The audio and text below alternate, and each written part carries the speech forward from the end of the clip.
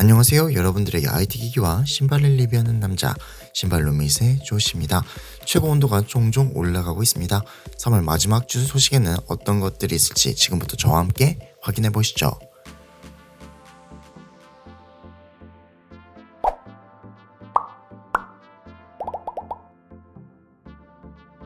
삼성전자 최신 플래그십 스마트폰 갤럭시 S24 시리즈가 4월 업데이트에서 카메라 성능이 개선될 예정이라고 팁스터 아이스 유니버스가 주장했습니다. 보도에 따르면 아이스 유니버스는 X 계정을 통해 갤럭시 S24 울트라 3월 업데이트에는 미성년자 모드와 일부 최적화가 추가되며 카메라와 관련된 업데이트는 많지 않을 것이라며 4월에는 화이트 밸런스 및 망원 이미지 품질과 관련된 주요 카메라 업데이트가 포함될 것이라고 전했습니다. 현재 갤럭시 S24 시리즈에서는 최대 9.9배 줌으로 촬영한 사진이 화질이 10배 줌으로 촬영한 사진보다 더 좋은 문제, 촬영한 이미지에서 노출이 높아 하이라이트가 날아가는 문제, 화이트 밸런스 문제 등이 보고되고 있습니다. 해당 문제들이 4월 업데이트에서 수정될 것으로 예상됩니다.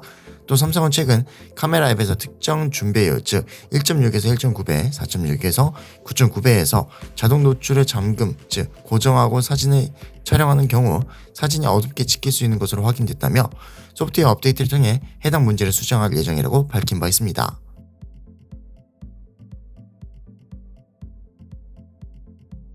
애플이 올가을 출시할 차기 아이폰 16 시리즈의 베젤이 더 얇아질 것이란 소식을 전해졌습니다. GSM 아레나 등 외신은 국내 보고서를 인용해 애플이 아이폰 16 시리즈에 하단 베젤을 줄일 수 있는 BRS 기술을 적용할 예정이라고 보도했습니다.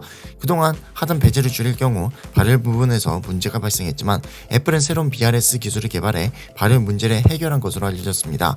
아이폰 16 시리즈 패널 공급업체인 삼성 디스플레이, LG 디스플레이, BOE 모두 해당 기술을 확보한 것으로 알려졌습니다.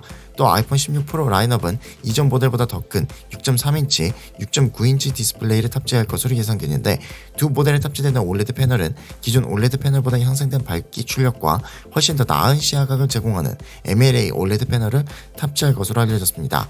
내부에는 A18 프로 프로세서 8GB 램을 탑재하며 기존 1TB보다 2배 늘어난 2TB 스토리지 옵션을 제공할 것으로 예상되며 프로 모델에는 5배 광학줌을 지원하는 테트라 프리즘 망원 렌즈가 새롭게 장착됩니다.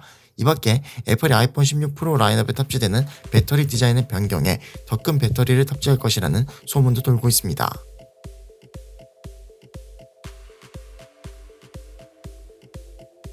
애플이 올해 아이폰에 구글의 생성형 인공지능 즉 제미나이를 탑재하기 위해 구글과 적극적으로 협상을 진행하고 있다고 블룸버그 통신이 주장했습니다.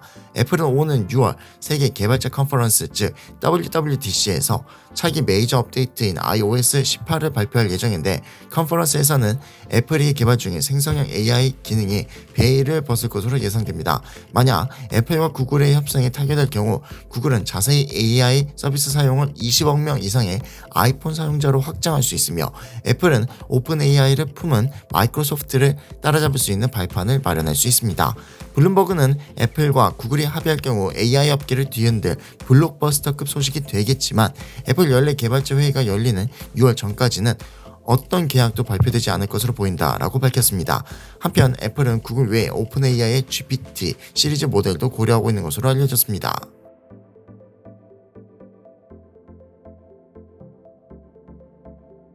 마이크로소프트가 윈도우 11 24H2 시스템 요구사항 호환성 테스트를 준비하기 위해 개발자 채널에 윈도우 HLK 즉 하드웨어 랩킷 인사이더 프리뷰 빌드 EU085를 출시했다고 외신이 보도했습니다.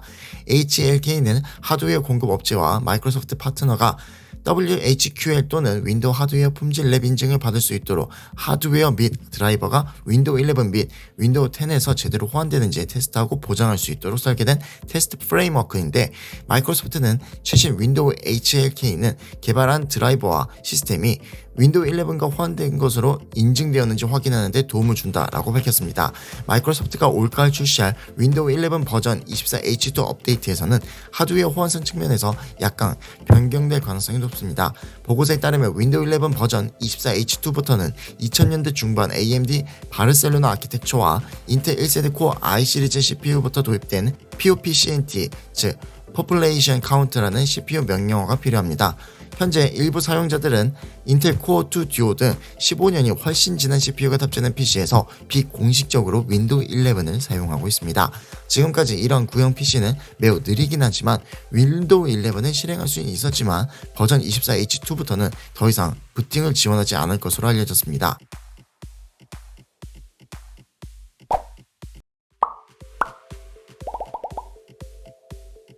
자, 여기까지 3월 마지막 주 IT 소식들을 전해드렸습니다.